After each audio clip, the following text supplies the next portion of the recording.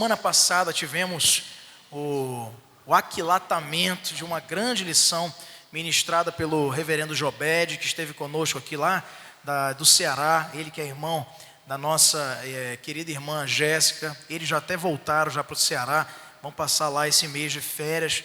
E que bênção, não é? Foi falarmos sobre essa filiação que temos em Deus, não é? Quando falamos de sermos um filho de Deus, é a marca 7 da identidade de um cristão. São várias as marcas. Observe você nessa caminhada que nós temos discutido aqui coisas simples, mas com significados extremamente profundos. A gente fala de coisas aqui, eu sou um filho de Deus, eu sou uma ovelha de Cristo. E hoje vamos falar, eu sou um sacerdote de Deus. Mas você pode pensar que isso é um tema tão simples, mas que tem muito a nos ensinar, principalmente no que diz respeito a essa vivência de um verdadeiro cristão, de uma verdadeira cristã, na identidade que essa pessoa nutre na sua caminhada com Jesus. Então, nós chegamos à nossa lição de número 8, e estamos avançando aí, e tem sido muito importante, com toda certeza. Eu queria perguntar a dois irmãos, para a gente, antes de começar a lição propriamente, sobre um feedback, um retorno sobre como tem sido importante essa lição para a vida da igreja. Eu quero começar com a nossa irmã Silene Gomes, que está ali à nossa esquerda, e ela vai dizer para a gente qual dessas lições, até agora, foi a lição que mais chamou a atenção, que mais marcou o seu estudo, a sua devocional e que falou mais ao seu coração. Diga para a gente aí, irmã Silene. Bom dia, amada igreja. Bom dia. Para mim é assim, a da ovelha, né? Que foi a lição número 6. Foi uma lição assim que eu pude aprender muito como ovelha, né? E que elas têm várias lições de vida para nos ensinar. E eu estava vendo sobre o vídeo da ovelha que até na hora da morte, ela é humilde, né? Até na hora da morte a ovelha tem lições a nos ensinar. Então, assim, todas essas lições são maravilhosas para nós, todas as nossas devocionais, cada dia a gente tira uma lição de vida.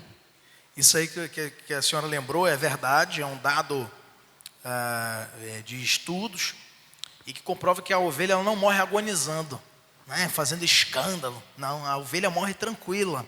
Ela já sabe que vai chegar, ela nem se bate, né, como diz o paraense, né, nem bate a cabeça. Mas isso me lembra a história de uma irmã nossa aqui, que foi uma das membros fundadoras dessa igreja, e que faleceu assim, pelo menos na história que nos contaram, da sua filha, e a irmã Paula. E ela faleceu cantando um hino ao Senhor. Se paz a mais doce me deres a gozar, se dor a mais forte eu sofrer, ó, seja o que for, tu me fazes saber que feliz eu serei com Jesus. E ela faleceu ali, encontrou o Senhor com felicidade, tranquilidade, com sobriedade, né? Sem desespero. Assim é a ovelha, assim é o verdadeiro cristão. Eu vou pedir para outro irmão também fazer um comentário importante para a gente. Vai ser o nosso irmão Tiago, e ele vai dizer para a gente, Tiago aqui ao lado da nossa irmã Marta, e ele vai dizer para a gente qual dessas lições, à exceção da que a irmã já citou, mas pode ser também, de repente foi essa que te marcou, né? Qual lição até agora dessas marcas da identidade de um cristão marcou a tua vida? Olha, eu sou um filho de Deus, né, me marcou bastante. Né, eu acho que foi a que eu mais pesquisei. As outras eu li, mas essa eu pesquisei mais, eu achei interessante. Foi a que mais me marcou, foi a eu sou filho de Deus. Filiação, né? Como a gente viu na semana passada, Pode falar. Como o senhor falou, são conceitos geralmente batidos e que são falados constantemente na igreja, né? Eu sou um filho de Deus, eu sou um cordeiro, Deus.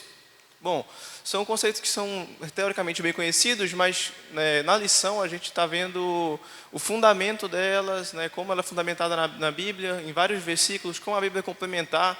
Né, você vê que vários autores da Bíblia falam sobre o mesmo conceito de maneira diferente, você vai se aprofundando, é muito importante isso. Né, só não falar o conceito, mas também conhecer, né, a base dele na Bíblia. Meus irmãos, é como dizia John Wesley, né, o grande avivalista, são conceitos, são verdades que sobem na mente, mas descem para o coração. porque te faz ter uma consciência de quem você é em Cristo. Um filho, uma ovelha, não é? Um discípulo, como já vimos aqui, um seguidor, um eleito de Deus. Isso traz segurança para a nossa caminhada, ao ponto de não apenas crermos e entendermos, mas também nos sentirmos todas essas figuras aqui que estamos vendo relacionadas a quem nós somos em Cristo. E você é isso, nós somos isso, e precisamos entender e vivenciar, viver como filhos de Deus, viver como sacerdotes, como vamos ver hoje, vivermos como ovelhas, trazendo conosco as marcas que distinguem um verdadeiro servo do Senhor em relação ao mundo. Vamos abrir as nossas Bíblias, meus queridos irmãos, no livro de Apocalipse de João, capítulo de número 1, versos 5 e 6. Apocalipse de João, capítulo 1, versos 5 e 6, aí da nossa lição, que é o texto básico, para entendermos aí algumas verdades que serão abordadas no tocante a esse sacerdócio do crente. Vamos ver o que significa isso.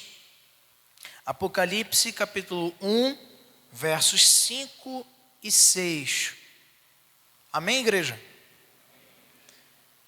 Acompanhem comigo, diz assim a palavra de Deus. E da parte de Jesus Cristo, a fiel testemunha, o primogênito dos mortos e o soberano dos reis da terra, aquele que nos ama e pelo seu sangue nos libertou dos nossos pecados e nos constituiu reino, sacerdotes para o seu Deus e Pai. E a Ele a glória e o domínio pelos séculos dos séculos. Amém. Vamos ler todos juntos o verso de número 6. E nos constituiu reino, sacerdotes para o seu Deus e Pai. A Ele a glória e o domínio pelos séculos dos séculos. Amém. Aqui deu só para pegar meio sacerdócio. Agora a gente vai ler com a alegria de você, que é um sacerdote de Deus, com toda a força que é no teu coração. Vamos ler de novo. E nos constituiu sacerdotes para o seu Deus e Pai.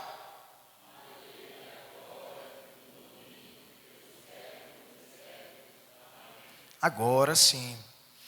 Então, meus irmãos, nos constituiu reino, sacerdotes para o seu Deus e Pai. Você vai ficar surpreso, e se você já leu durante a semana, você que já tem a revista da nossa Escola Bíblica Dominical, você não vai ter essa dificuldade de entender essa profundidade, mas você que não teve acesso à revista, nos procure, nós temos ela em versão digital, podemos te fornecer, e há muitas lições aqui nestes dois versículos, como a gente vai ver aqui nessa manhã. Na introdução, meus irmãos, nós destacamos para começarmos a refletir sobre esse sacerdócio do crente, que essa doutrina, o sacerdócio universal dos crentes, é uma das principais doutrinas da reforma do século XVI. Quando a gente olha para o contexto da igreja medieval, existia uma categorização de crentes. O que significa isso, pastor? Você me perguntaria. Existia um estabelecimento de castas. Para você chegar ao perdão de Deus, para você chegar à remissão dos seus pecados, para você agradar ao Senhor, você tinha sempre que ter a mediação de um clero. Tá? Era o padre, ou então era o bispo, o papa, sempre tinha um homem no meio do caminho, que ele ia intermediar. Se ele te perdoasse, significava que Deus tinha te perdoado. Se ele dissesse que você estava vivendo adequadamente, significa que Deus está agradado, ou se apraz naquilo que você está fazendo. Esse era o contexto, aqui para resumir bastante, desse tipo de privilégios de acesso a Deus que tinha se estabelecido na igreja de então. Mas foi sempre assim desde o início da igreja? É óbvio que não. Quando a gente observa em Atos 2, de 42 a 47, a descrição de como vivia a igreja primitiva, você pode notar que era uma simplicidade, a informalidade da reunião, do ajuntamento da igreja, que nutria os primeiros cristãos na sua vivência prática do cristianismo. Eram seguidores de Jesus. O seu experimentar da fé era muito mais dinâmico e dizia muito mais respeito aos relacionamentos e agradar ao Senhor de maneira veraz, de maneira sincera, de maneira leal. E com o passar do tempo, a igreja, nós já estudamos isso aqui na nossa escola bíblica dominical, ela foi passando por um processo de institucionalização. O que significa isso? Ela foi deixando de ser um grupo, um movimento, para se tornar uma instituição. A igreja antes era mais gente do que local, e ela passou com o decorrer dos séculos a se tornar mais local do que gente. E isso tem os seus ápices na Idade Média, quando então eclode ou surge a reforma protestante, do movimento do qual nós somos herdeiros, dos reformadores na Europa, e esse movimento que se espalhou por todo o mundo.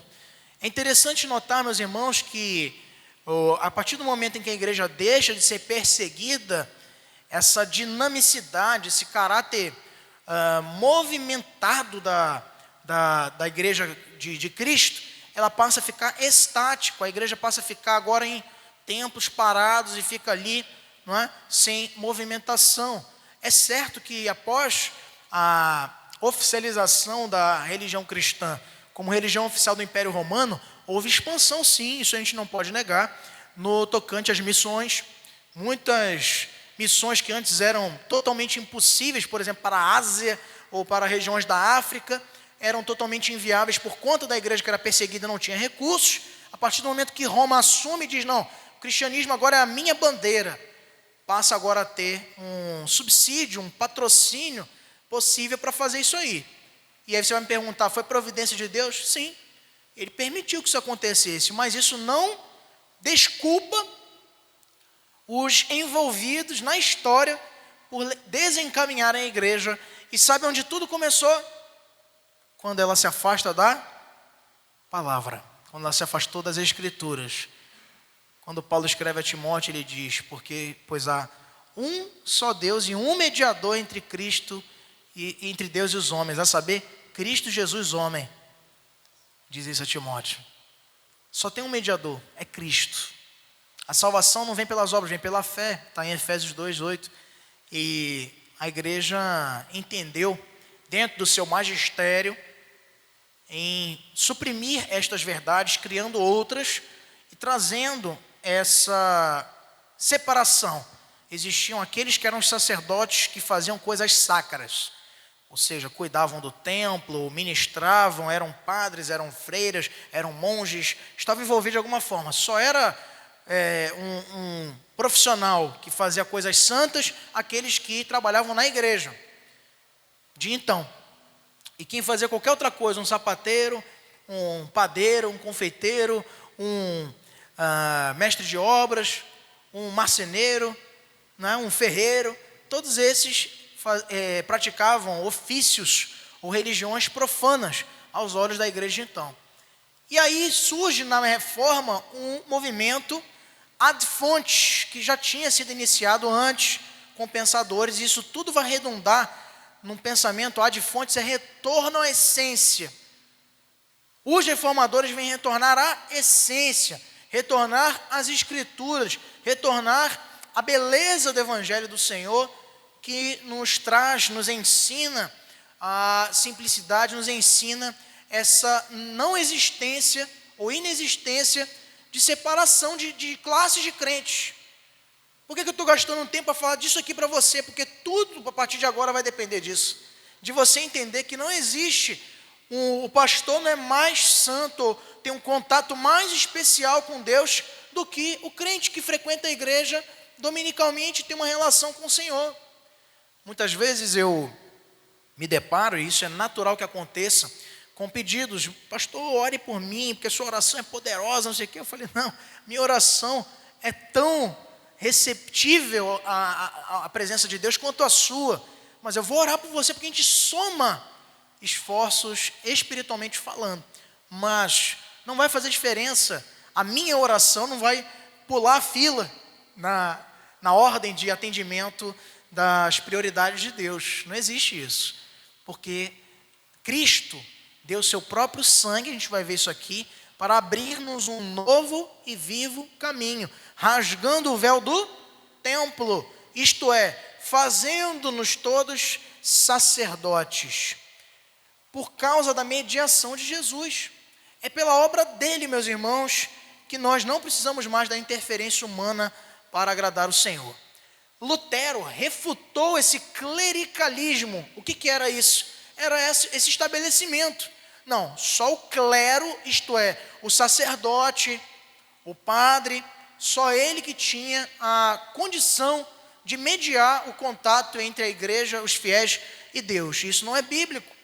Ele refuta isso também nas suas 95 teses, falando contra a autoridade do Papa, falando contra a questão do clericalismo da igreja, a venda das indulgências, as doutrinas que tratavam a salvação por meio de uma conquista ou de um acesso mediado pelas obras.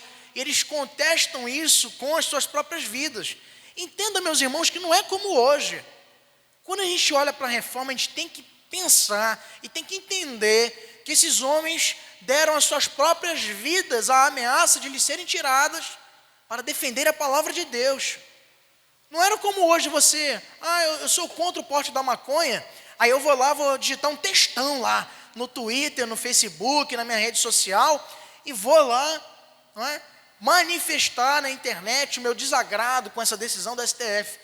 Meu irmão, isso é o mínimo que você pode fazer e não vai mudar muita coisa. Aquelas pessoas, aqueles homens levantados por Deus, muitas vezes tiveram que abrir mão das suas famílias, tiveram que abrir mão da sua integridade, da sua segurança pessoal, para defenderem aquilo que acreditavam, a saber, o retorno da igreja às Sagradas Escrituras. Lutero foi ameaçado de morte. Lutero foi perseguido, foi preso, teve que ser escondido pelos príncipes de Augsburg, na Alemanha, senão seria também morto, com toda certeza, por emissários do Papa. E vale lembrar para você que foi essa igreja que perseguiu Lutero, a Igreja Católica Apostólica Romana, que mandou à fogueira muitos dos seus antecessores chamados pré-reformadores, ao exemplo de John Huss, também ali naquela região da Saxônia, onde, defendendo também a palavra de Deus, trazendo à tona os descaminhos que a igreja de então praticava, foi então morto, como muitos outros antes dele. Os morávios, e são muitos os exemplos dos pré-reformadores que poderíamos citar. Então, Lutero refuta isso. Quando a gente olha para a Bíblia e lê esse texto, tanto esse que vimos aqui em Apocalipse, capítulo 1, verso 5 e verso 6, nos constituiu sacerdotes.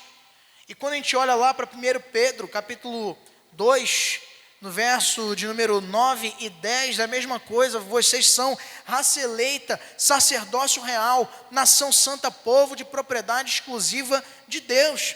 Vocês são isso. O sangue de Cristo conferiu essa condição a vocês. Vocês não podem retroceder para viver de novo nas sombras do que era. Isto é, na antiga aliança, quando havia sim a necessidade desse mediador, porque Cristo ainda não havia vindo. Como Cristo ainda não havia vindo para abrir esse caminho de comunhão e de contato direto do crente, do Filho de Deus com o seu Pai, então era preciso o sacerdote para a oferta dos sacrifícios pela expiação dos pecados, que era feito anualmente. Então, meus irmãos, Lutero questiona essa casta eclesiástica. O clericalismo, diz Alderi Matos, que é o historiador da Igreja Presbiteriana do Brasil e um grande pastor também da nossa denominação, ele diz que o clericalismo resultou do entendimento da Eucaristia, que é a Santa Ceia, como um sacrifício. No entendimento católico, para ser justo, porque é assim que eles creem, não é dizendo nem mais, nem menos. Cada celebração eucarística, toda vez que se toma hóstia e no cálice, na celebração da missa, há o entendimento que Jesus está morrendo de novo. É como se o sacrifício dele fosse renovado. Tá? Por que eles creem assim? Porque eles são adeptos da doutrina da transubstanciação. O que é isso? eles creem que no ato da Eucaristia, na consagração do sacerdote, a saber ali o padre ou o bispo, a hóstia torna-se materialmente o corpo de Cristo e o cálice torna-se materialmente o sangue de Cristo, não é? Literalmente. E nós não cremos assim, cremos que esse uso dos elementos, o pão e o vinho, é simbólico e representativo. E não se torna, porque o sacrifício de Cristo, como a gente vê na carta aos Hebreus, e claramente nos é dito isso, ele foi único e definitivo. Então, diferente do que eles pensam, Jesus não fica morrendo toda a celebração. Ele diz para fazermos isso em memória. Isso nos diz muito, meus irmãos, a respeito do que significa a ceia. Em memória de mim. É um memorial. É um sacramento que ele nos deu, mas é um memorial. É uma representação, um simbolismo de anúncio da sua morte e sacrifício ao mundo até que ele venha. Não é uma refeitura, eles têm essa ideia mesmo do teatro. Pensa no teatro. A encenação é como se fosse um remake, uma repetição do sacrifício, toda vez repetindo, mas literalmente. Então, olha só, o clericalismo resulta do entendimento disso, da Eucaristia como um sacrifício verdadeiro. A repetição do sacrifício de Cristo que exigia a figura do sacerdote. Se você olhar para o Antigo Testamento, você ia levar o animal lá e toda vez que esse sacrifício ia ser apresentado, o animal imolado, separado as vísceras e ali borrifado o sangue no altar, tudo isso exigia a preparação de alguém que fosse comissionado para essa função. Não era a pessoa do povo que levava pela melhor intenção que ele tivesse, levava lá o animal e sacrificava e acabou. O que foi que aconteceu com Saul quando ele fez isso? Foi repreendido por Samuel, porque melhor é obedecer do que sacrificar. Ele não disse aquilo ali para dizer assim, olha, muita gente usa isso, eu ouvi várias vezes da minha mãe, por exemplo. Né? Olha, menino desobediente, melhor obedecer do que sacrificar. Mas ali está falando não da obediência, embora também tenha algum sentido isso. Né? Fazendo uma defesa aqui da minha mãe. Mas tem muito a ver com obediência à lei de Deus. Deus diz como Ele quer ser adorado. No contexto da antiga aliança era assim, no contexto da nova não. Então olha só, os leigos tornaram-se totalmente dependentes dessa ministração dos sacerdotes para receberem os benefícios da graça de Deus. Mas o que a gente olha e examina na Bíblia, meus irmãos, é que todo cristão é um sacerdote, Deus único, vivo e verdadeiro. Você pode ler isso comigo em alta voz? Todo cristão é um sacerdote do Deus único, vivo e verdadeiro. Você não precisa de mim, você não precisa do reverendo Elcio, você não precisa dos presbíteros da igreja, da junta diaconal, da presidente da SAF, presidente da UMP, presidente da junta diaconal, qualquer coisa. Você não precisa de gente, você precisa de Cristo. É Ele que é a ponte, a conexão perfeita, plena e suficiente. Cada vez mais que a gente olha a igreja evangélica brasileira, meus irmãos, nós nos entristecemos porque esta verdade tem se perdido no meio das nossas igrejas. O sacerdócio universal, gente que chega à fé e nutre um entendimento raso, pobre, pequeno a respeito da sua relação com Deus. Se soubesse cada crente dos benefícios que pode aferir num relacionamento verdadeiro com o Senhor, jamais se entregaria às doutrinas de homens. Pessoas que sinceramente querem se libertar de opressões, de doenças, querem se libertar de situações na sua vida e depositam toda a sua esperança em homens, em pastores, em líderes, em evangelistas, seja lá o que for. E hoje até na internet isso tem sido uma realidade. Mas a palavra de Deus nos diz em Jeremias: maldito é o homem que o quê? Que confia no homem. Mas a palavra também diz no livro de Salmos que bendito é o homem que confia no Senhor. Nossa confiança tem que estar nele e é preciso que você entenda, meus irmãos, que você é um sacerdote de Deus. Você tem livre acesso. Sabe por quê? Se você pensa diferente, você está, como Paulo diz também em uma de suas cartas, fazendo pouco caso do sacrifício de Cristo. É como se estivesse desprezando a sua obra na cruz, dizendo assim: Senhor, tu morreste, deste o teu sangue, derramaste o teu sangue inocente, puro e perfeito na cruz, em meu favor, para me ligar com o Pai, para me fazer sentar na mesa, e eu fico rastejando por migalhas para o vizinho da frente, que diz que está agindo em teu favor. Olha só, é como se a gente tivesse dito: olha, Jesus, teu sacrifício não adiantou nada para mim. É óbvio que isso não é verdade.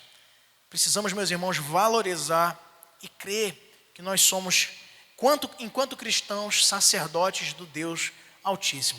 3 coisas para a gente ver nessa manhã sobre isso. 3 coisas não, 3 realidades, 3 verdades importantes. Primeira, a origem do sacerdócio do crente.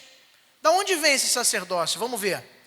Primeiro, no Antigo Testamento, Deus havia escolhido e chamado Israel para ser um reino de sacerdote. Está lá em Êxodo 19, versos 5 e 6, quando ele diz assim: agora, pois, se diligentemente ouvirdes a minha voz e guardardes a minha aliança, então sereis a minha propriedade peculiar dentre todos os povos, porque toda a terra é minha, vós me sereis reino de sacerdotes e nação santa.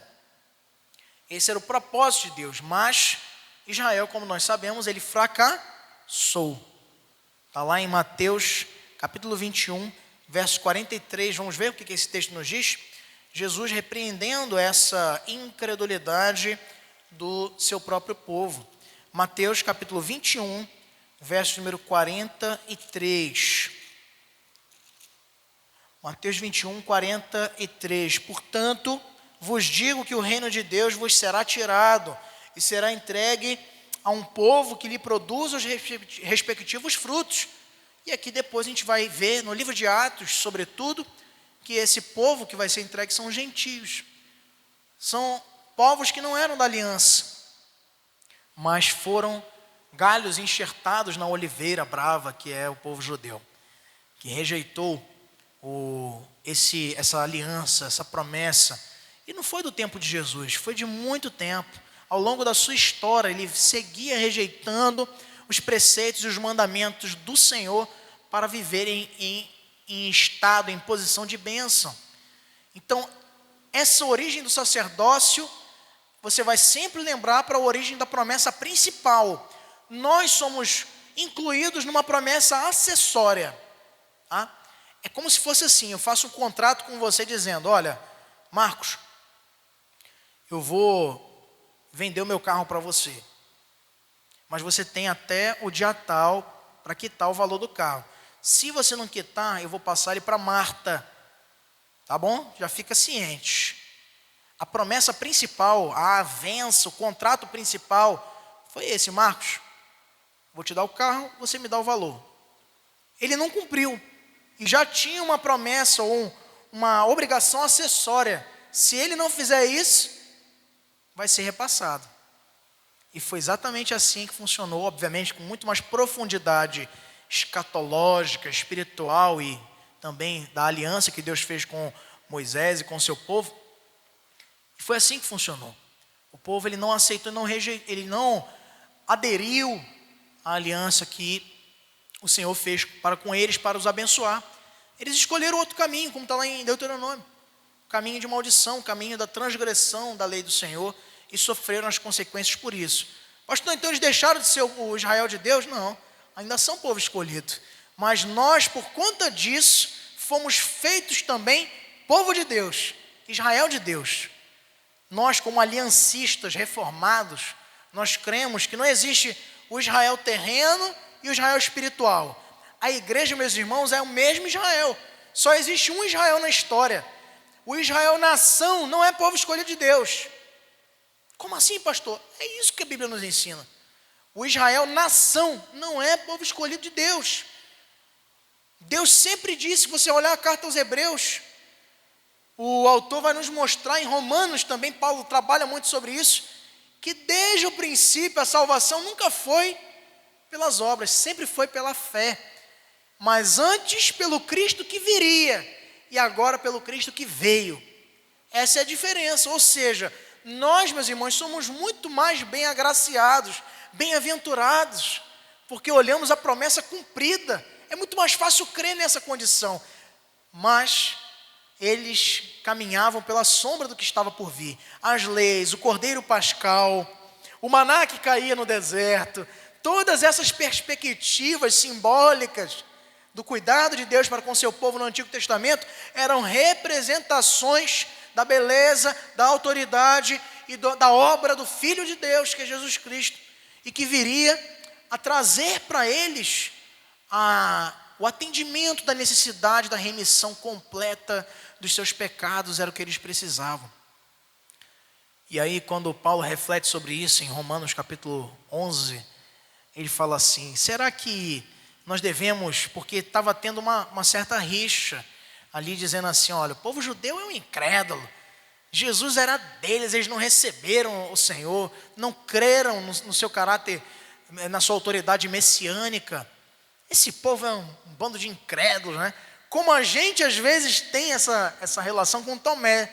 A gente até brinca, né? Rapaz, tu só vai crer se ver, deixa de ser Tomé. A gente não fala às vezes isso, mas está errado, meus irmãos. Na verdade, foi propósito de Deus. Paulo fala muito claramente isso. O Israel de Deus, o remanescente fiel, que rejeitou ali a reconhecer o ministério de Jesus e a sua obra de libertação, de salvação, essa rejeição foi premeditada pelo Senhor para nos abençoar, para que o Israel de Deus fosse espraiado a todas as nações. E hoje nós somos Israel de Deus, somos igreja eleita, somos sacerdócio real do Senhor. Pedro, ele usa conceitos do Antigo Testamento para falar desse sacerdócio, para nos descrever a igreja, como ela, enquanto reino, enquanto sacerdócio, ela deve se comportar. Está lá no texto que nós lemos, 1 Pedro 2, 9 e 10. Primeiro ele fala que ela é raça eleita. E aí, assim como Israel, que era um povo eleito, nós, enquanto igreja do Senhor, somos formados também por essa, ou somos forjados por essa característica. Quem vai lembrar foi a primeira lição dessa nossa sequência. Eu sou um eleito de Deus. A igreja, ela não é formada por frequentadores. A igreja, ela não é formada por membros, por admiradores, simpatizantes de Jesus. Não, a igreja é formada por eleitos. É por isso que a igreja não é a instituição, a igreja é a célula viva do reino de Deus, que é demonstrável a partir dos eleitos. Numa comunidade tem joio e tem trigo, mas é justamente o trigo que faz sobrepujar a graça de Deus naquela comunidade, porque são os eleitos de Deus.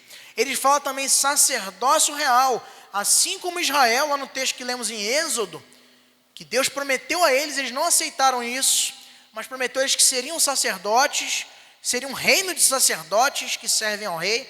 Nós somos feitos sacerdócio real, como diz Pedro, na esfera do reino espiritual, para que nós, meus irmãos, tenhamos livre acesso ao Pai. Aquele simbolismo do sacerdote, como um mediador, era um caráter temporário de algo muito maior que em Cristo viria a se cumprir, porque Ele é o nosso rei, Ele é o sacerdote e Ele também é profeta. O Senhor Jesus acumula, como Calvino descreve, esses 3 ofícios de suma importância para ser o nosso perfeito Salvador, o servo obediente do Pai. Pedro nos diz também que nós somos nação santa, assim como Israel foi separado, e nós vimos também uma lição aqui para falar de santidade. Eu sou um santo. O que significa isso, meus irmãos? Um santo é alguém que não erra, é alguém que é perfeito?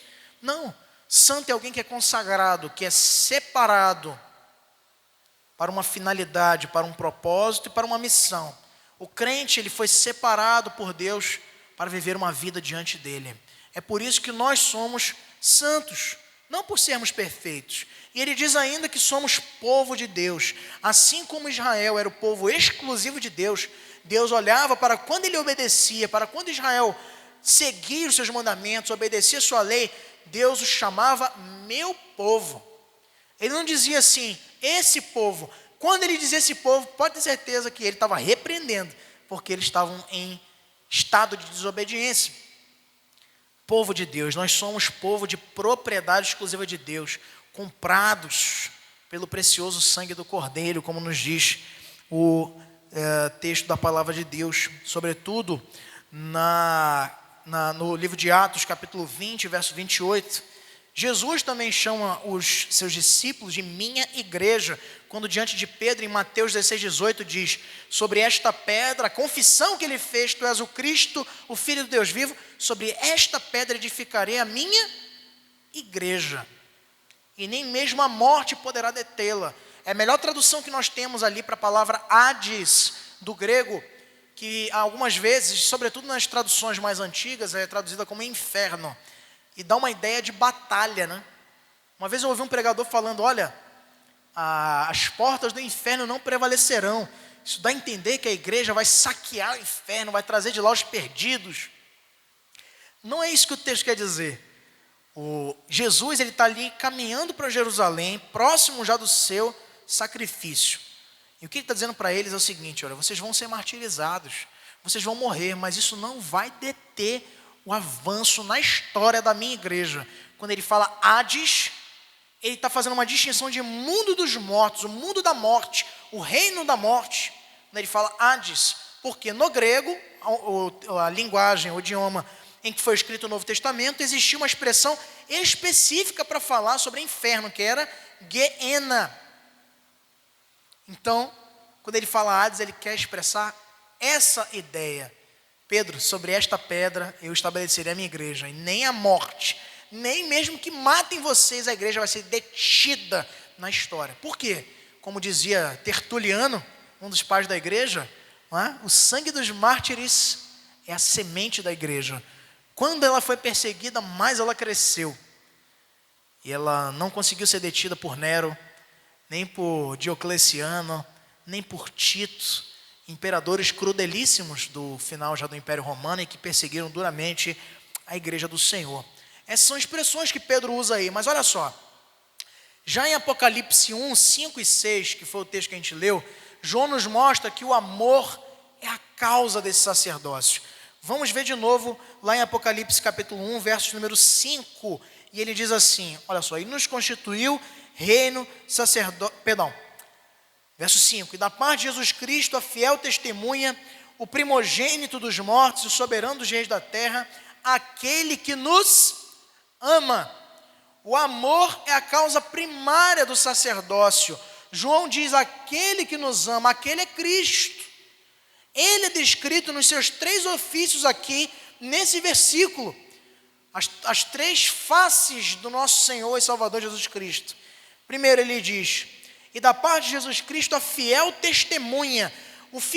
A fiel testemunha no Apocalipse está simbolicamente, ou na sua simbologia, ligado com profecia, é o profeta. Aquele que é a fiel testemunha, lá mais na frente, quando João recebe o livrinho, e ele, como uma fiel testemunha, tem que profetizar as nações. Se não me engano, Apocalipse 11. Então, você observa aqui que Jesus, ele é a fiel testemunha primária. Ele diz, ele é profeta. Depois é dito, o primogênito dos mortos. O primeiro que morreu em nosso lugar. Ele mesmo foi a oferta. E quem é que oferece oferta? Sendo ele o próprio Cordeiro de Deus que tira o pecado do mundo. Ele que é o sacerdote. Você já viu a fiel testemunha que é o profeta. O primogênito dos mortos, significando aqui o seu sacerdócio em oferecer-se a si mesmo para nos salvar. E depois é dito no verso 5, e o soberano dos reis da terra. Aí você vê a figura do rei. O soberano dos reis, o rei dos reis. Ele é o maioral, o maior de todos. E por isso é rei, por isso é sacerdote, por isso é profeta. O que Jesus sente por nós é amor, e isso nos traz a condição também de sacerdotes. E a causa desse amor não se baseia no objeto amado, ou seja, em nós, nos nossos méritos, pois senão não nos amaria, mas se baseia na vontade soberana de quem nos ama. Ele nos ama porque escolheu nos amar e porque quer nos amar, sem motivo, sem merecimento, sem nenhum tipo de mérito. Mas, meus irmãos, essa, embora seja a primeira causa, origem do sacerdócio do crente, é preciso que você entenda também que o sacrifício é a base do sacerdócio. No verso 5 ele ainda diz: aquele que nos ama e pelo seu sangue nos libertou dos nossos pecados. Pelo seu sangue, esse verbo libertar aqui, de libertou dos nossos pecados, ele indica o passado no grego. É uma flexão grega pretérita, fala do passado. O que isso quer dizer para a gente? Pode parecer um detalhe irrelevante, mas quando ele fala vos libertou, fala de uma obra que já foi concretizada. Não é uma coisa que vai acontecer. Quando a gente canta aquele hino Alvo Mais Que a Neve, existem versões, como da harpa cristã, por exemplo, que tem versões lindíssimas de hinos, deixando registrado, mas ela diz assim: sim, nesse sangue lavado, quando ele fala alvo mais que a neve, alvo mais que a neve, sim, nesse sangue lavado. A versão lá diz assim: mais alvo que a neve eu o quê? Serei. No nosso cenário novo cântico, cenário presbiteriano, não é assim que nós cantamos. Mais alvo que a neve eu estou. Porque a obra da salvação é para aqui e agora. Não é algo que vai ser. Ela começou. É o já e o ainda não. Você já é salvo, mas não completamente. Você já é santo, mas não totalmente. Você já não é governado pelo pecado, mas não completamente. É um processo. Chama-se santificação até o dia que Ele te chamar para a sua presença, seja chamando individualmente, ou seja, na sua segunda vinda gloriosa, diante de todos os olhos, vendo e confessando que Ele é o Senhor. Essas duas possibilidades estão diante de nós, mas em todas elas seremos completados nessa obra que Ele começou. Então, já aconteceu, quando ele diz, esse sacrifício já se operou, indica um ato único, definitivo e totalmente concretizado. Jesus morreu uma vez na história e não vai morrer mais, porque a morte dele uma única vez já foi suficiente para saldar toda a nossa dívida com Deus Pai, pela sua ira em face dos nossos pecados. Foi o seu sangue derramado, esse foi o preço do seu sacrifício, que nos faz sacerdotes. O sacrifício dele, o seu sangue, é o que nos possibilita sermos sacerdotes. Primeiro, porque o sacrifício dele foi um ato de obediência para com o Pai. Segundo, porque a eficácia desse sacrifício foi uma santificação definitiva. E aqui, para a gente encerrar esse ponto, você lembra que o sacerdote, antes de oferecer as ofertas pelos pecados e a expiação dos pecados do povo, ele tinha que oferecer pelos seus próprios pecados. Ele tinha que se purificar. E Cristo, totalmente puro, nos purifica primeiro, para que a partir disso nós também sejamos sacerdotes, ministrantes da graça do Senhor, através da nossa vida, do nosso testemunho e da nossa obediência a Ele. E é Cristo, meus irmãos, que nos faz sacerdotes. No verso 6 ele nos diz: e nos constituiu reinos, sacerdotes. Foi Ele que nos constituiu. Não somos nós. Na palavra de Deus no Antigo Testamento, o sacerdote era tomado entre os homens e constituído por Deus. Era Deus que dizia: olha, da descendência de Arão, da descendência de Levi, vai ser assim. Tinha o sacerdócio maior, que o escritor aos Hebreus nos apresenta em Hebreus 5, que é o sacerdócio da ordem de Melquisedeque, uma ordem não estudável. é a ordem que não tem início nem fim, que é a ordem de Cristo. É Ele que nos faz sacerdotes. Isso aqui nos fala de doutrina, meus irmãos. Não é você que diz sim para Deus, é Ele que te aceita na sua graça. O Senhor Jesus é que nos escolhe, é Ele que nos comissiona, somente Deus nos constitui. Não é o pastor que diz, Lucas, você vai ser um sacerdote de Deus, eu não tenho esse poder, vou estar te enganando se eu disser isso. Marcos, você é um sacerdote de Deus, eu estou dizendo, não acredite em mim. É Cristo que comissiona e chama. Mas pastor, isso é uma coisa especial? Não, todo crente esse é o objetivo da lição. Todo crente, como a gente viu lá na introdução, é um sacerdote de Deus. Todo, você é salvo, você é sacerdote de Deus. Isso nos ensina muito, meus irmãos, porque assim como Deus fez quando chamou Arão e sua família, lá em Êxodo 28, 29, Levítico 8, 9, Números 16, 18, Ele nos chama quando nos salva pelo sacrifício redentor do seu Filho Jesus Cristo. Segundo lugar, meus irmãos, nós aprendemos ainda sobre essa questão, já vimos aqui a origem do sacerdócio, mas nós precisamos ver também os privilégios do sacerdote. Olha só, o sacerdote, em primeiro lugar, ele tem acesso direto a Deus.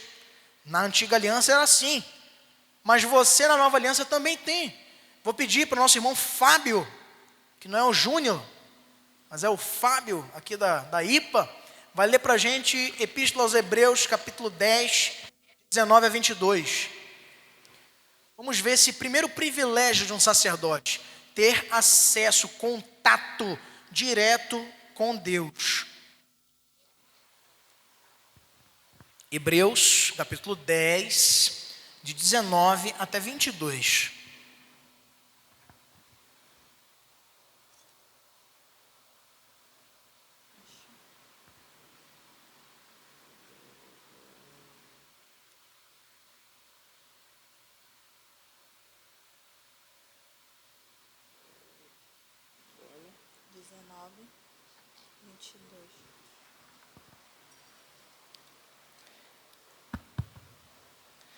Tendo, pois, irmãos, intrepidez para entrar no Santo dos Santos, pelo sangue de Jesus, pelo novo e vivo caminho que Ele nos consagrou pelo véu, isto é, pela sua carne, e tendo grande sacerdote sobre a casa de Deus, aproximemo-nos com sincero coração, em plena certeza de fé, tendo o coração purificado de má consciência, e lavado o corpo com água pura. Então veja só, o escritor aos Hebreus, ele é enfático em nos apresentar que pelo sacrifício, pela obra, pela mediação do nosso sumo sacerdote Cristo Jesus, nós temos livre acesso. E por isso ele nos exorta. Ele diz o seguinte: você é um sacerdote por causa da obra do sumo sacerdote, o maior de todos, o principal, Cristo. Ele mesmo foi a oferta e Ele mesmo foi o ministrante. Sabe por que eu digo isso para você? Quando Ele está diante de Pôncio Pilatos, e antes mesmo já tinha advertido seus discípulos a esse respeito, Ele diz que ninguém o obriga a dar a sua vida. Ele mesmo a dá, porque essa autoridade lhe foi dada pelo Pai, de dar a sua vida e depois de reassumi-la. E foi isso que Ele fez. Ao terceiro dia, ressuscitando de entre os mortos. Então, olha só, viver uma vida cristã patenteada ou intermediada por homens é de uma pobreza espiritual, é de uma descrença tamanha, ao ponto de o escritor aos Hebreus dizer: meus irmãos, tenham intrepidez, vocês são sacerdotes, entrem no Santo dos Santos. Não estou falando aqui da figura literal. Ele usa aqui do símbolo, porque está escrevendo para Hebreus, para dizer, olha só, o Santo dos Santos é a comunhão com o Senhor na sua santidade máxima. Fecha os teus olhos em oração, dobra o joelho no teu quarto, e lá você não precisa entrar num véu, separado no templo, no tabernáculo, não precisa de nada mais disso, porque Jesus acabou com essa figura cerimonial, que era temporária, era transitória, era repetitiva. Agora ele traz uma coisa plena, traz uma coisa verdadeira, traz um relacionamento puro e profundo que você pode ter com Cristo pelo sangue de Jesus. Porque ele diz aqui, abre um novo e vivo caminho que ele nos consagrou pelo véu. E diz, aproximemo-nos com sincero coração, em plena certeza de fé, tendo o coração purificado de má consciência e lavado o corpo com água pura. Meus irmãos, nós temos acesso direto ao Senhor. No tempo da antiga aliança, só o sumo sacerdote podia entrar nesse lugar santíssimo. Qualquer outra pessoa que entrasse corria o risco de ser fulminada pelo fogo ali que representava a presença de Deus. Como o próprio texto dos Hebreus nos diz, o nosso Deus é fogo consumidor. Uma vez por ano só ele podia entrar lá também, não era quando ele quisesse. Mas nós podemos observar que Jesus, através do seu sacrifício, ele abre esse caminho. Teu irmão quer fazer um comentário? Pode falar, meu irmão. Só nos ajuda também a entender, pastor Gabriel, sobre esse acesso direto, né, que é o nosso privilégio, que quebra aquele pensamento de que somente quando está aqui na igreja, né, que Deus vai estar ouvindo a nossa oração. Às vezes algumas pessoas têm aquele pensamento de que eu vou à igreja orar por aquele problema, quando eu estiver naquele momento de oração, quando o pastor está orando ali, né, então nos ajuda a entender que às vezes em casa, com qualquer dificuldade ou problema que estiver passando, a gente possa dobrar nosso joelho e entrar com intrepidez, com segurança de que nós temos um mediador, que é o nosso Senhor e Salvador, que pode nos atender e nos ajudar.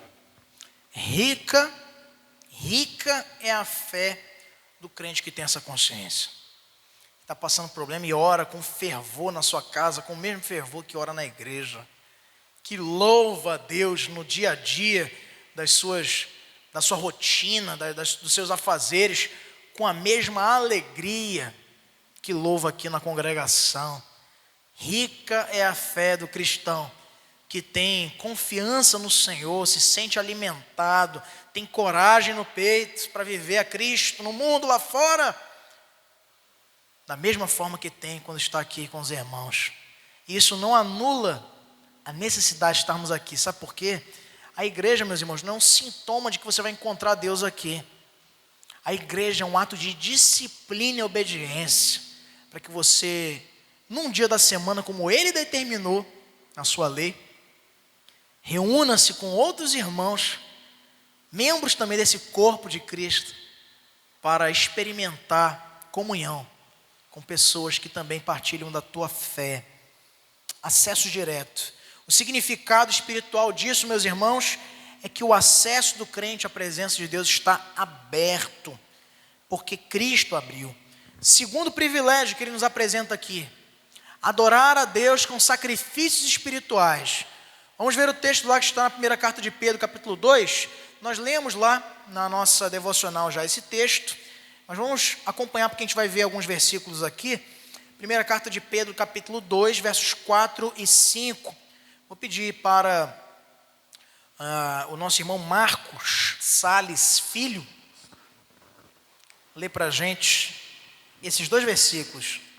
Primeira de Pedro, capítulo 2, versos 4 e 5.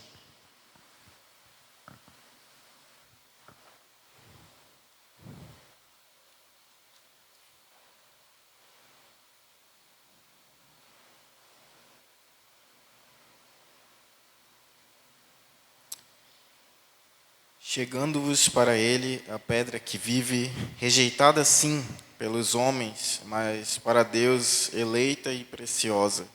Também vós mesmos, como pedras que vivem, sois edificados casa espiritual para seres sacerdócio santo, a fim de oferecer sacrifícios espirituais agradáveis a Deus por intermédio de Jesus Cristo.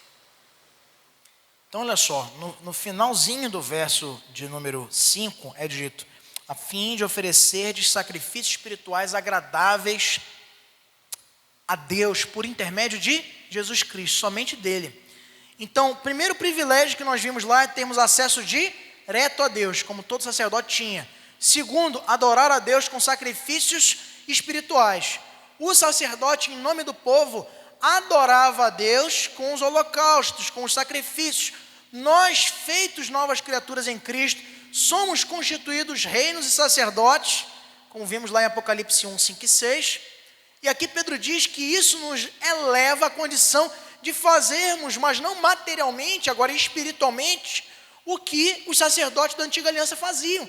Você agora próprio, pela tua vida, pelas tuas condutas, pela tua atitude e pensamento, você oferece sacrifícios espirituais. De que forma? O próprio texto nos ensina, olha só. Em primeiro lugar, ele nos mostra o culto como fruto de uma união do crente com Cristo. Ele diz, chegando-vos para Ele. No verso 5, olha, também vós mesmos como pedras que vivem, no verso 4, chegando-vos para Ele.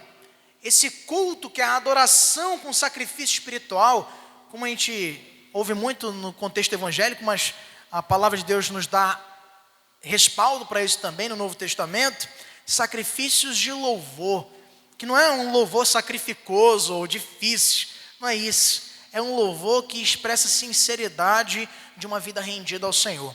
Uma vez eu ouvi de um irmão que estava sempre frequentando conosco aqui, um jovem, e aí cantávamos aqui cânticos e hinos, e ele estático, não cantava, não abria nem a boca, nem para dublar.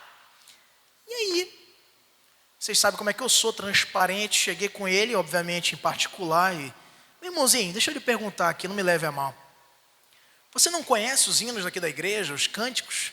Posso te mandar aqui uma playlist aí, bem legal para você ir aprendendo aí e cantar com a gente, que vai ser uma alegria. Ele falou, não, pastor, eu vou lhe dizer por quê. É porque eu não gosto de cantar aquilo que eu não estou vivendo na minha vida. Eu falei, meu irmão, então está difícil. Porque a gente está cantando aqui até sobre perdão. Tem cântico aqui de confissão. Perdoa-me, Senhor, se eu não vivi no teu querer. Nem isso você está vivendo, então tem que realmente rever algumas coisas. Esse louvor, o sacrifício de louvor, o sacrifício espiritual, é uma expressão viva do que a gente vive diante do Senhor, mas apontando para Ele. Esse sacrifício espiritual é um significado de união do crente com Cristo. O louvor ele não tem que te ligar às tuas emoções. O sacrifício espiritual que você oferece não tem que te ligar a um bem-estar espiritual ou emocional. Nada disso é tão importante como a união concreta do crente com Cristo, com o seu Senhor, por meio do sacrifício espiritual que é oferecido. É por isso que Pedro começa dizendo, chegando-vos para Ele. Depois ele ainda nos mostra, nesse versículo, meus irmãos, que a igreja é vista aí como casa espiritual. Chegando-vos para Ele, ele diz, como pedras que vivem. No verso 5, também vós mesmos, como pedras que vivem, sois edificados casa espiritual. Nós somos, meus irmãos, fundamentos, acessórios, como eu vinha dizendo no início, na introdução, de um fundamento, um alicerce principal, que é Cristo. Ele é a pedra rejeitada, a pedra angular. A pedra angular aqui, que ele fala, rejeitada, a pedra de esquina, é o alicerce, é o principal. Os tijolinhos, ele quer dizer aqui, ó. Provavelmente Pedro, quando ele escreve essa carta, dizem os biblistas e historiadores da igreja, ele está vendo aí se aproximar, ou já aconteceu, a destruição do templo em Jerusalém no ano 70, depois de Cristo. Ou estava na iminência disso acontecer, provavelmente.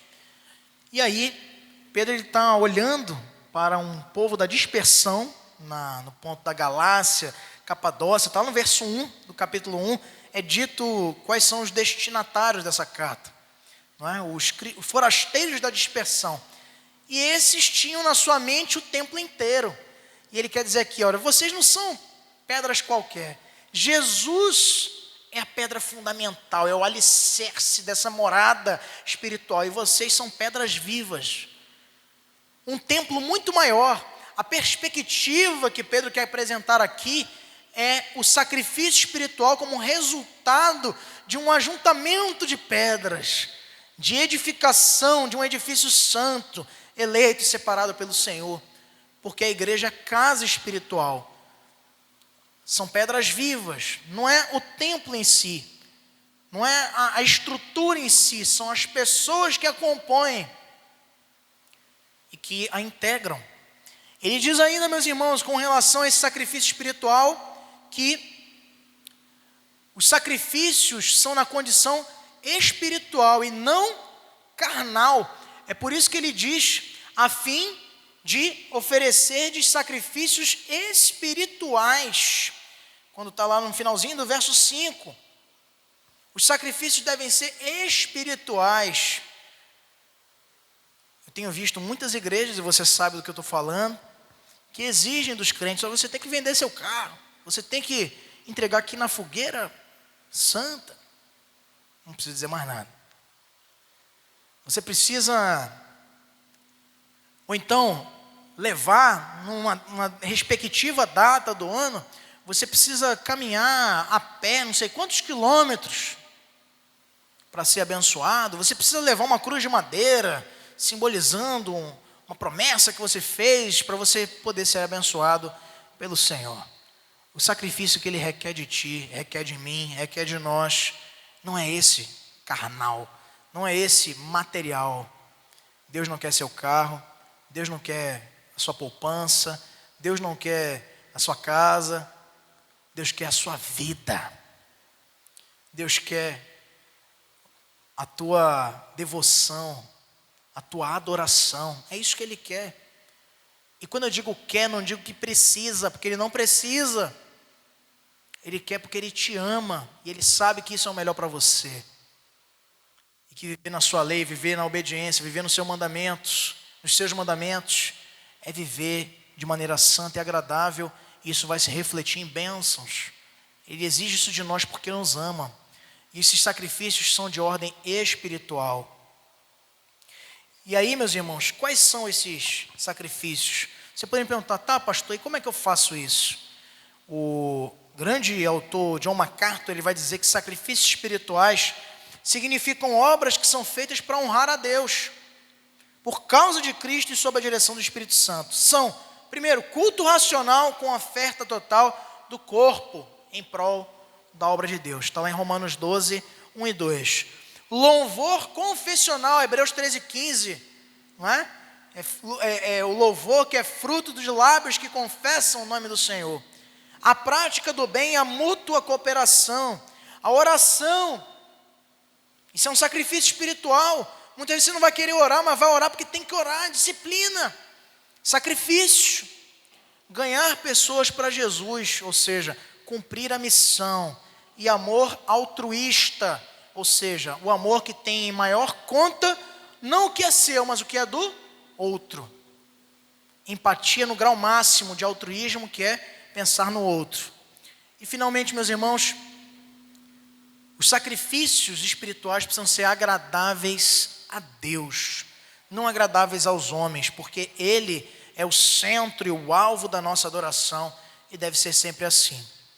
Em terceiro e último lugar, meus irmãos, já vimos aqui os privilégios sacerdotes. Você tem acesso direto a Deus, e você o adora com a sua vida e com sacrifícios espirituais. Mas também há a missão do sacerdote. Qual é ela? Primeiro, proclamar as virtudes de Deus.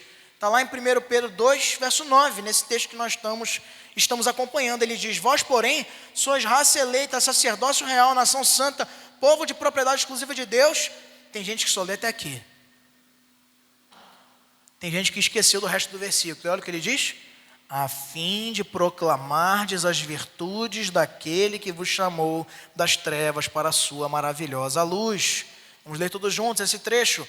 A fim de proclamardes virtudes daquele que vos chamou das trevas para a sua maravilhosa luz. Vocês são sacerdócio real? Sim. Mas para quê?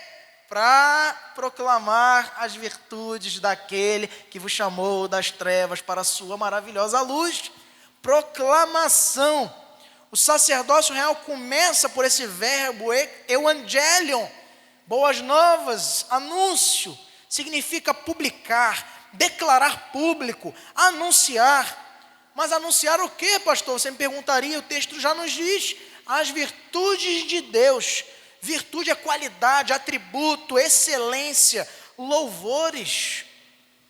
Veja você que na descida do Espírito Santo em Pentecostes, Atos capítulo 2, eles falavam em outros idiomas, a palavra ali é dialectos, e eles falavam em outros idiomas o quê? Vão comigo lá para Atos capítulo 2. Atos dos Apóstolos capítulo 2. Olha só. Versos de 5 em diante.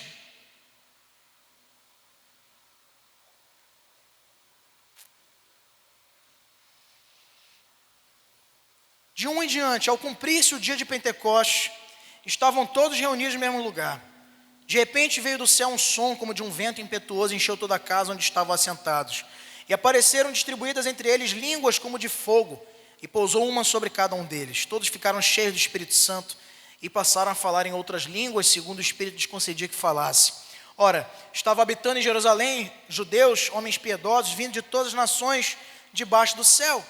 Quando, pois, se fez ouvir aquela voz, afluiu a multidão, quando se possuiu de perplexidade, quando cada um os ouvia falar na sua própria língua. Estavam, pois, atônitos, se admiravam, dizendo: vede, não são porventura galileus todos esses que aí estão falando? E como os ouvimos falar, cada um em nossa própria língua materna? Somos partos, medos, elamitas e naturais da Mesopotâmia, Judéia, Capadócia, Ponto e Ásia, da Frígia, da Panfilha, do Egito, das regiões da Líbia, nas imediações de Cirene, romanos que aqui residem, tanto judeus como prosélitos, cretenses e arábios. Como os ouvimos falar em nossas próprias línguas? O que eu não vi? Como os ouvimos falar em nossas próprias línguas? As grandezas de Deus. A proclamação, que é a missão de um sacerdote do Senhor, é proclamar as grandezas de Deus. O salmista, ao longo de 150 capítulos, mesmo nos salmos imprecatórios, mesmo nos salmos onde ele, como no Salmo 51, expressa um profundo e dolorido arrependimento, ele proclama as grandezas de Deus, dizendo: grande é o Senhor, bendito é o Senhor, digno de ser louvado nesta e em outras nações. Nosso proclamar, nosso anúncio, meus irmãos, diferente do que pensam alguns que inclusive se dizem reformados, não é aterrorizar os crentes, é proclamar as grandezas de Deus e dizer ao mundo que Ele é bom, que Ele é grande e que com grande misericórdia enviou o seu Filho para salvar todo aquele que crê. Proclamar as grandezas de Deus foi o que aqueles homens cheios do Espírito Santo fizeram, e é o que nós somos convocados a fazer, é a nossa missão diante do Pai. Mas também há uma segunda e última missão: cuidarmos uns dos outros. O sacerdote, ele recebia a oferta, e isso era uma expressão de cuidado para com o povo, não é? Nós, enquanto sacerdotes reais do Senhor, somos chamados a cuidar uns dos outros. Vou pedir a nossa irmã Juliana que lê para a gente Efésios capítulo 4, versos 14 e 15. E do seu lado, o presbítero Paulo vai ler para a gente 1 de Tessalonicenses capítulo 5, verso 14. Efésios 4, 14 e 15.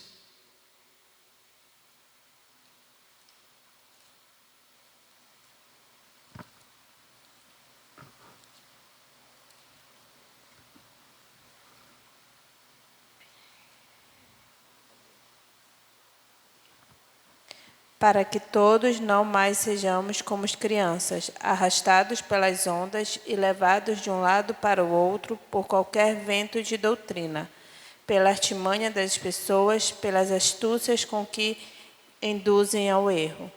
Mas seguindo a verdade em amor, crescemos em tudo naquele que é a cabeça, Cristo.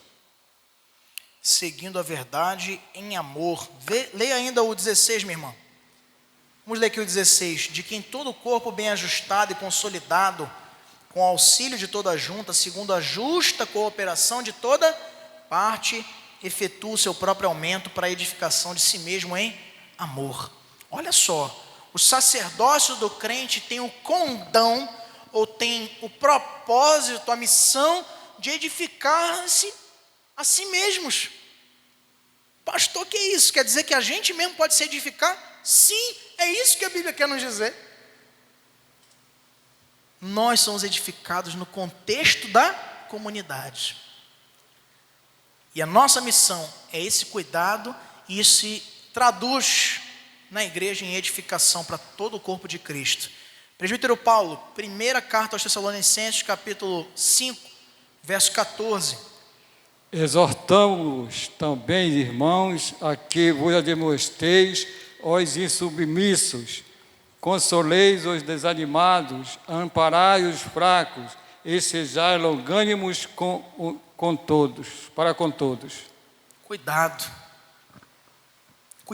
mútuo. Primeiro cuidado começa na exortação que Paulo faz àquela igreja, porque a ama e quer cuidar daqueles amados irmãos. Segundo cuidado, admoestar os insubmissos, aqueles que se levantam contra a ordem, contra a harmonia da obra do Senhor.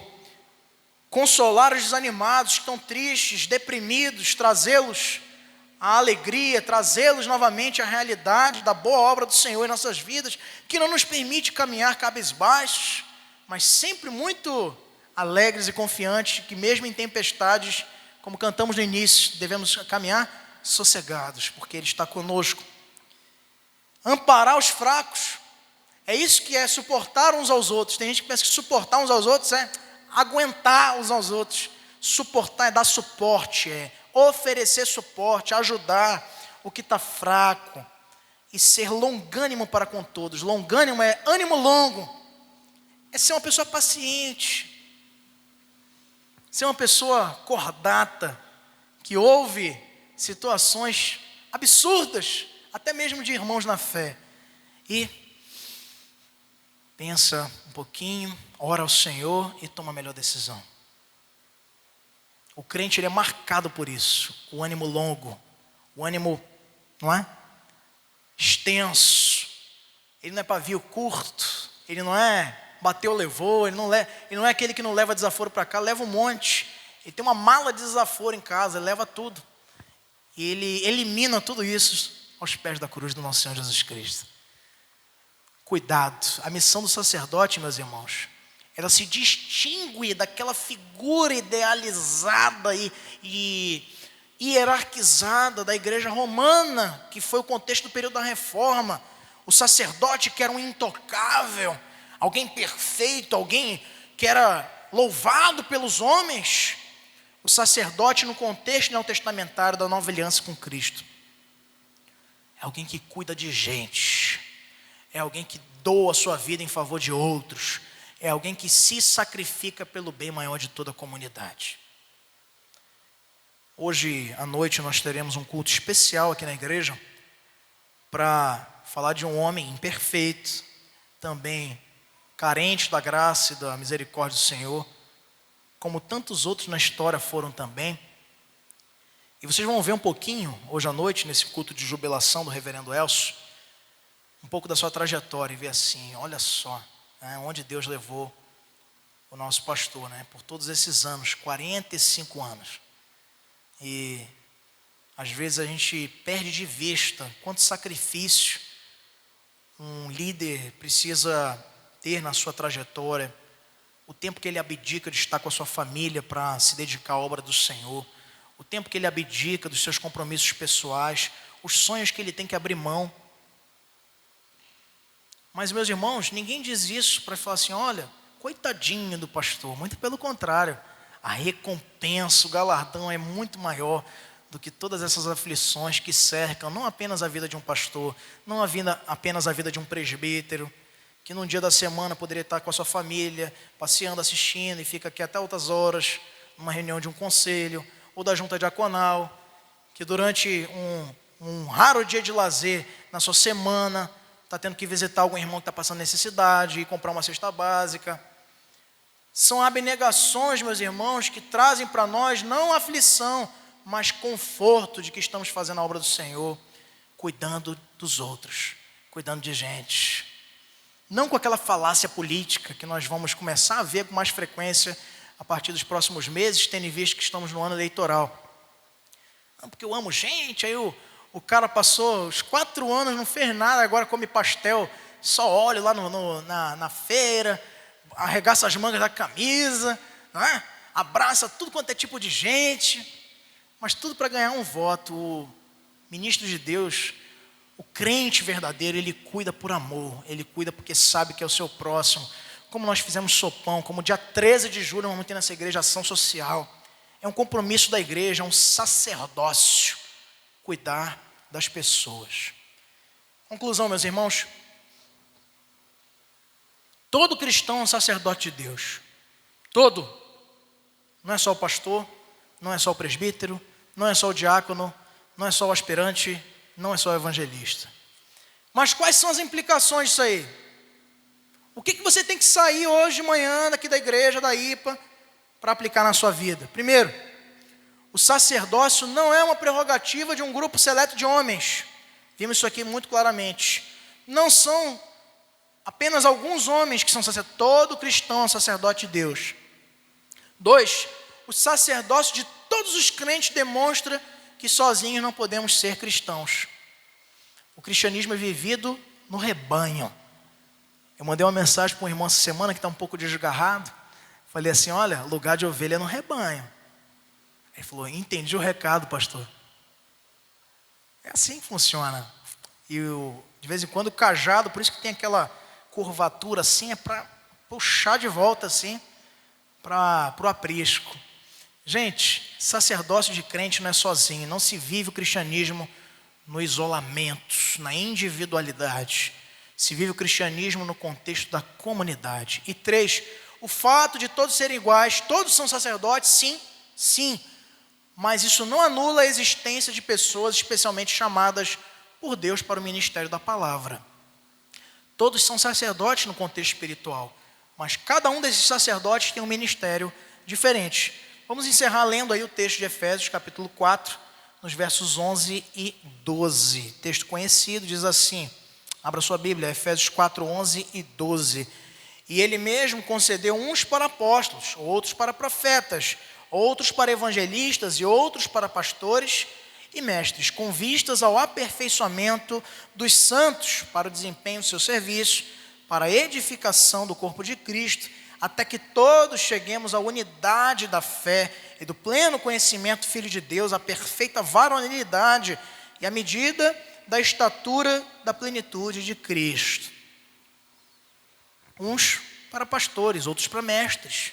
Tem irmãos que têm chamados para estudar teologia, mas não tem chamado para vestirem-se do munus pastoral, dos atributos e do encargo de desempenhar o ministério da palavra. Mas são bons professores, podem ser usados para isso, escreverem livros, ministrarem cursos, serem potencialmente usados pelo Senhor.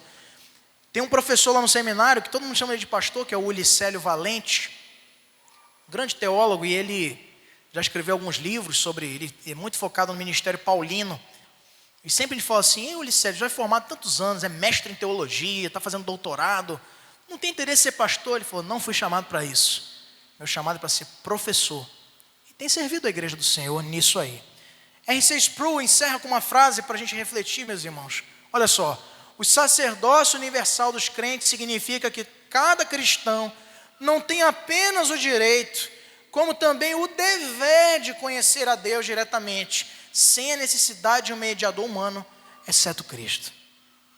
Foi extraído da obra dele, escolhidos por Deus, e ele faleceu em 2017, mas nos deixa essa verdade muito importante, que você enquanto um sacerdote, que você enquanto uma sacerdotisa do Pai, possa se apegar, como o texto aos Hebreus nos ensina, a viver a vida cristã, desfrutando desse privilégio de ser um sacerdote e ter com Deus um acesso direto a sua presença. Não despreze isso, não delegue isso para homens. Tenha comunhão verdadeira com o Senhor. Amém, igreja? Nós vamos encerrar, como encerramos as demais lições também, afirmando em uma só voz que nós somos um sacerdote de Deus. Eu sou um sacerdote de Deus. Diga comigo em alta voz: eu sou um sacerdote de Deus. Vamos orar. Fique de pé e vamos orar nesse momento ao Senhor. Santo Deus, muito obrigado, Pai, pela Tua palavra. Obrigado, Senhor, por